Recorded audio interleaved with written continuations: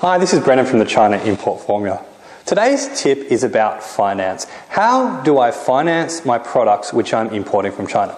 Well, that's an excellent question, and this is the type of question which stops a lot of people from importing from China. I'm glad that I can address it so that you can start importing from China as soon as possible, because the timing is right now and you want to strike while the iron's hot. Okay, so the first question I get is, how much do I need importing from China? Well, that kind of depends. You might need as little as $500 and as much as $20,000, depending on what you're importing from China. If you're ordering massive quantities, you're going to need a large amount of money. But if you can order an MOQ, which is known as the minimum order quantity, and you can get that as low as a few hundred units of an item, and the units only cost $1, $2, $3, then you can be talking $500 to $1,000 to get started.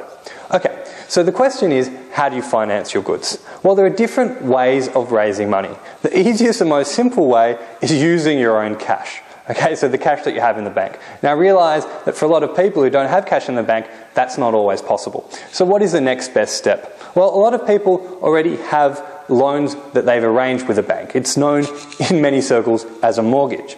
Often you can draw down your mortgage $5,000, $10,000, $15,000 and use that money at very low, very competitive interest rates, sometimes as low as 1% to 2% in the States and Japan, and as low as 7% in countries like Australia, and a little bit in between if you're in the UK and New Zealand, to raise your money.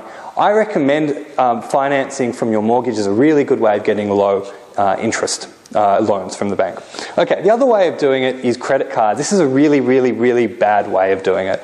Reason is that you're paying 20%. However, if you know you can get your goods in and sold quickly, then it's okay. If you have a 1 to 2 month turnaround, then really it's only about 3 or 4% of the total order of the goods. And if you're doubling your money, then you've really made 96% and you only paid about 4 or 5% in interest, so that's a way of doing it.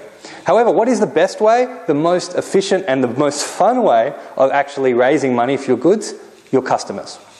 Often, factories in China only need 30% up front and then 70% on the balance, right? So if you're selling your goods to your customers, you can tell your customer that I will give you an amazing price, a really good price. All I need is a 15% deposit. Why the 15% deposit?